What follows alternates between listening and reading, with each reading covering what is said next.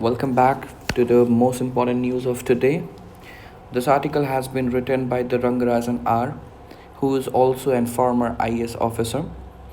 He has narrated the ongoing issue of governor address to the state legislature at the commencement of its first session of the year. Briefly, he has given an history behind this tradition that says Section 63 of the Government of India Act 1935 provided that governor may be in his discretion address the provisional legislature. From April 1937, when provisional autonomy started under the Government of India Act, the governor's speech was prepared in consultation with the Council of Ministers in provisions that laid down the legislative agenda. Now, what our present constitution says that as per Article 175, the governor may address the House of the state legislature. This is not mandatory address and may be rarely used by a ruling government. But in case of Article 176, the governor shall address the House of the state legislature at the commencement of the first session after each general election to the Legislative Assembly and the commencement of the first session of each year. This is mandatory. Therefore, Article 175 is a discretionary kind and Article 176 is a mandatory kind. This address is also provided whenever a new assembly is constituted. Okay, this is as per Article 176. Moving further, to consolidate this provision, the Supreme Court in Nambam Rabia versus Deputy Speaker 2016 said that address under Article 175 or 176 is to performed by a governor on the aid and advice of the Council of Ministers to avoid any kind of dispute.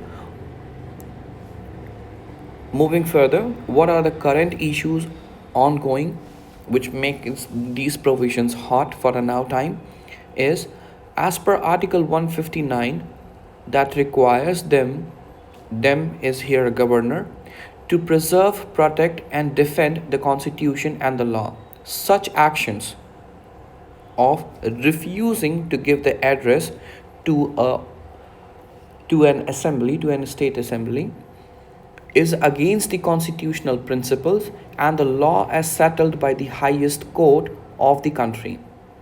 There have been instances of friction between elected governments and nominated governors since 1960s.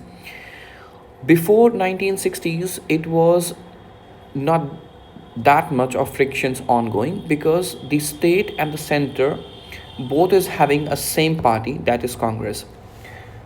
Moving further, he has also given a way forward to it that says governor acts as an appointee of the center which may be required for maintaining the unity and integrity of a nation in a critical times. Nevertheless, federalism is a basic feature of our constitution and the governor office should not undermine the power of the popularly elected governments.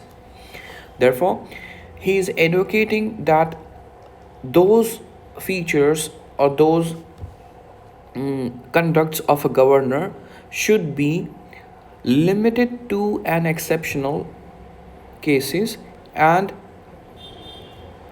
equally keep in mind the federalism should not be undermined